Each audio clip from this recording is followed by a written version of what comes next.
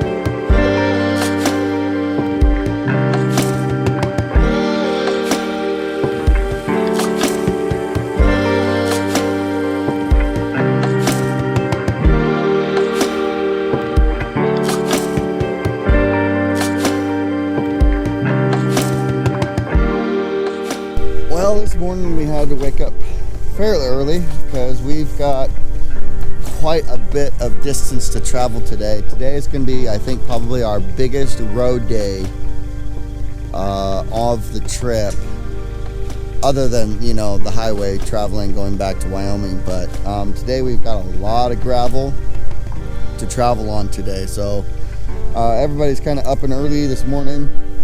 We're hoping to catch up with Chris at about 7:30, and then we're gonna run into town, get some spare fuel and water, and then we are gonna hit the road. So right now everybody's getting ready to go.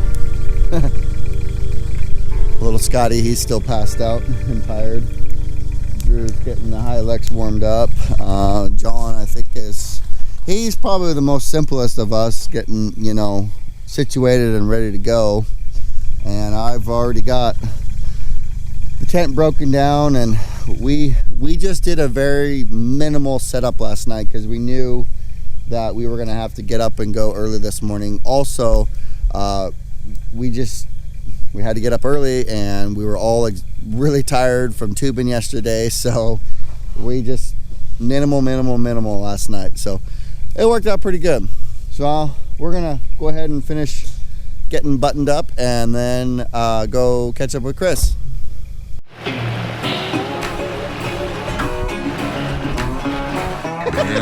bad boy. I've got a ton of gravel in my shoe, world on my shoulder, heart full of blues out in the dirt.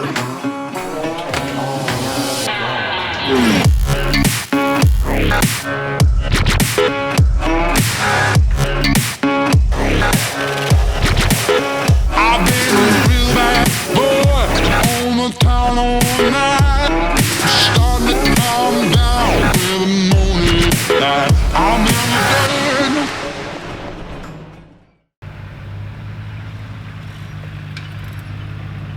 With camp all packed up, it was time to head down into Clark Fork to refuel and stock up on supplies to tackle the high drive.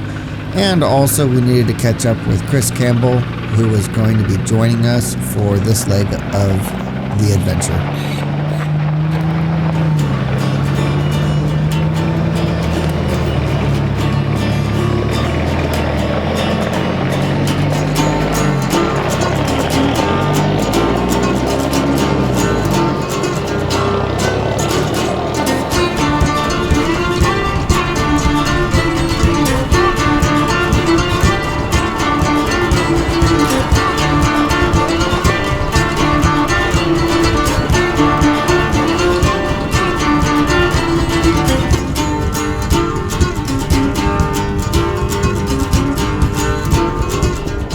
our vehicles fully stocked with fuel and food for the next couple of days, we headed back out of Clark Fork and we started our adventure up the high drive.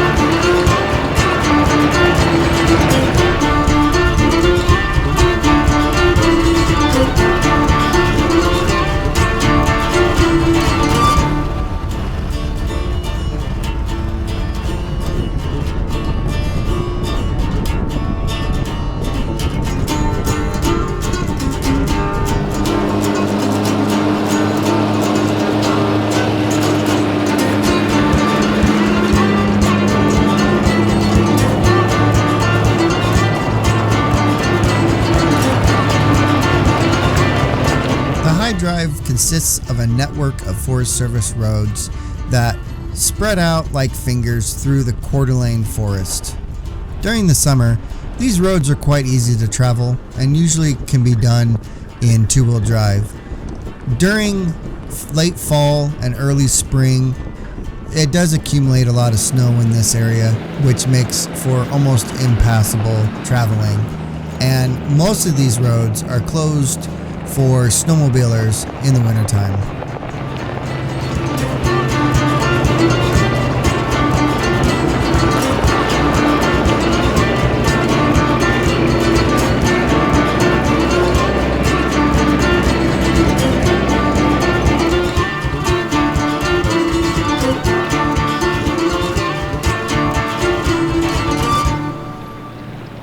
Our first stop on our adventure is the small town of Lakeview. This town, right on the shore of Lake Pend Oreille and nestled up against the mountains, is a great place to stop when traveling on the high drive.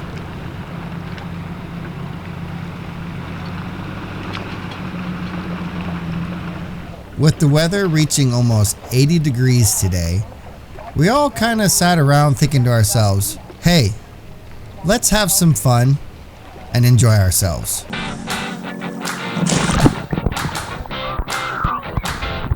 Boy,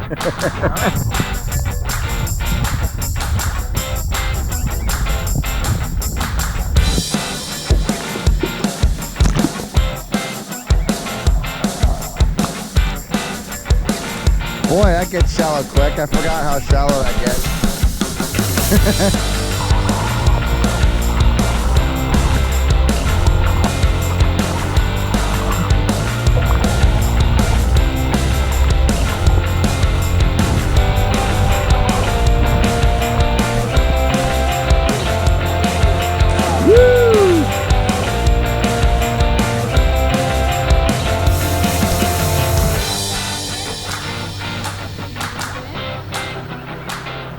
After cooling down on the lake and having some fun, it was time to leave the little town of Lakeview and head to our next destination, Horse Haven Airfield.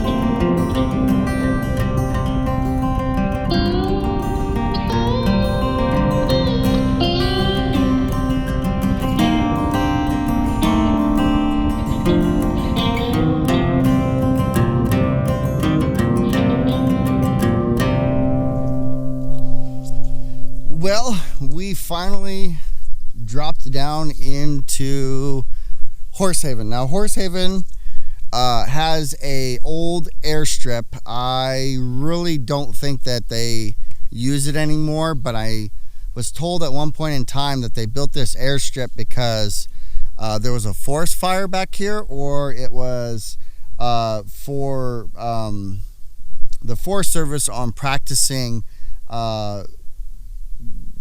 something. I can't remember, but I think it was either forest fire and they were flying in supplies to this area, or it was like a practice field for the Forest Service, something like that. Whoa, John. Okay, now let me tell you the true history of Horsehaven.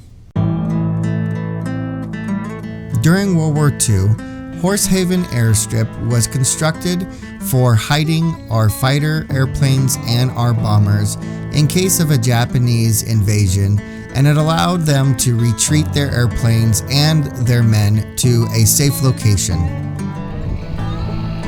Horsehaven is now privately owned and has been converted to an OHV area with a network of trails leaving the airstrip and lots of great camping locations right on the creek.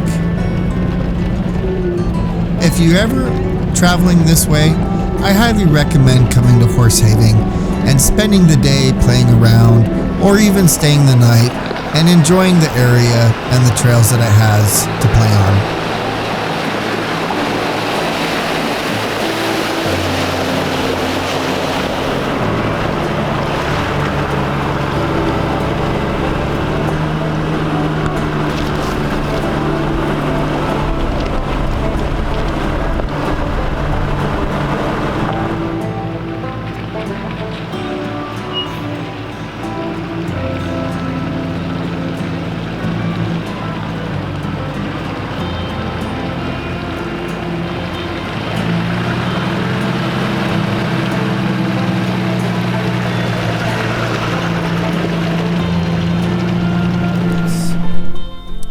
It's really fun to come down here because there's all these fun little trails to weave in and out and things like that, and it's just a great place to camp too. It's a lot of fun. So we're just taking a few minutes to take a break, and then we're going to continue down the road, and we're going to head towards Kingston, which that'll be a really nice drive because we follow the Coeur d'Alene River out until we get to Kingston, so that'll be really fun. So we're just gonna maybe grab a bite to eat, some snacks or something, and then we're gonna roll out. After having a quick bite to eat, it was time for us to head out to Kingston, Idaho, following the Coeur d'Alene River. My good friend Drew had to say goodbye and was not able to join us for the rest of the adventure.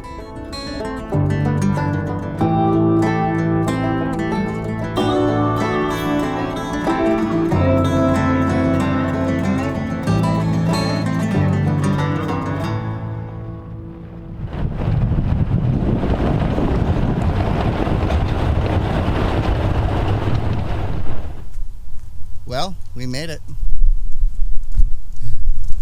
The famous snake pit. Man, look at that Jeep. Whew. Talk about dust galore. Man, that stuff's thick too. Oh yeah.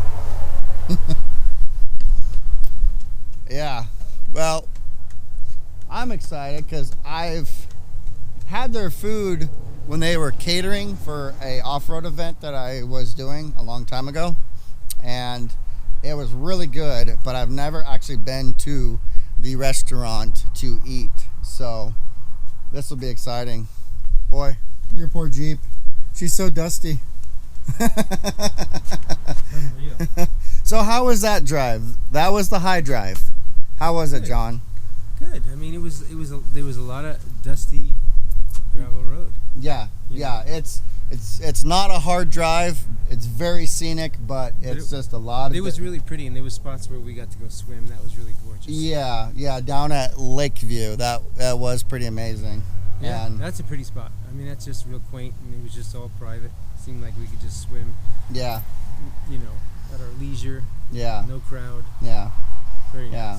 nice. And drive is very easy. The only thing you gotta like really worry about is oncoming traffic, because there's quite a few places where the road's narrow and it gets really, really dusty. So therefore, it's hard to see if a vehicle's coming by or something. But since I was leading the convoy, if there was a vehicle coming, I would always holler over the radio to let the rest of the convoy know that there's another vehicle coming, because anybody who's behind you with that dust, once you drive by that vehicle, you just can't see them. Yeah, I had to be a couple hundred yards back to be able to see. Yeah, And it was still in there. There wasn't much of a breeze in there. yeah, So the dust just... yeah. So, alrighty. Well, I think we are going to go get some amazing grub, because we are all grubby. very hungry And dirty. and dirty. But that's okay. I think they'll still serve us anyways. My wife's home.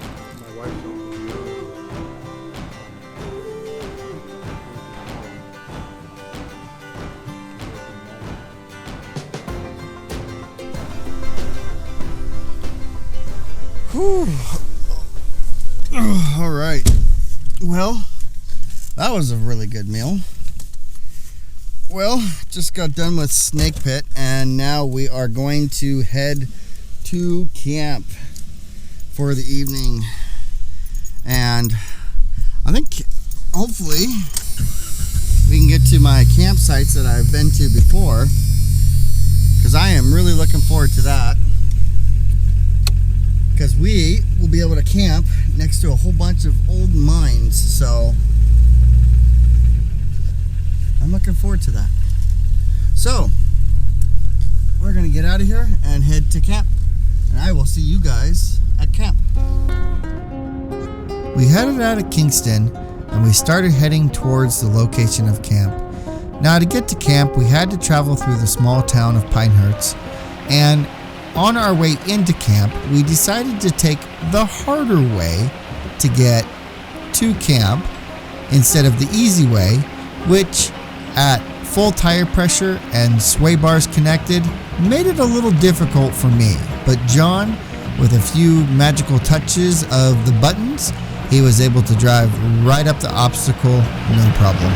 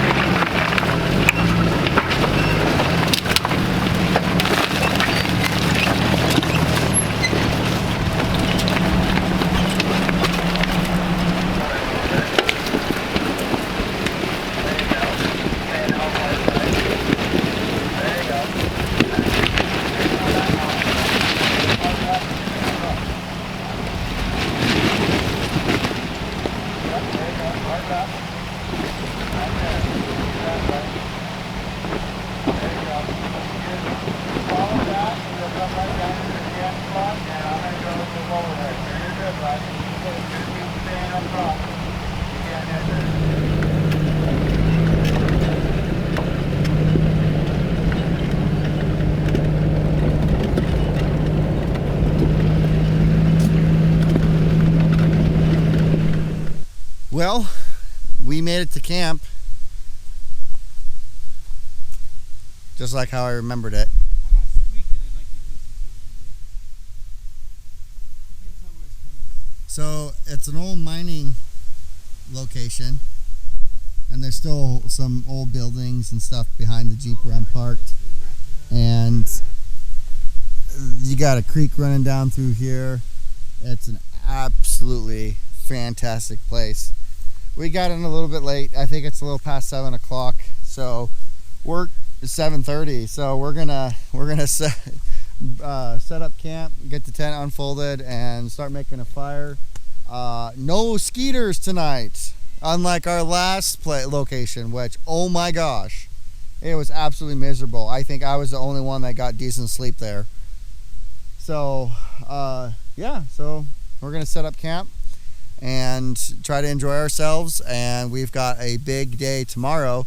Tomorrow we're going to go exploring around this area and look at a whole bunch of old mines, and tomorrow is going to be our off-road day. So I'm really looking forward to showing you guys some of the trails that I used to do, and it is going to be a fantastic time. So thanks for coming along with us on this Idaho Montana adventure. Until next time, we'll see you out on the trail.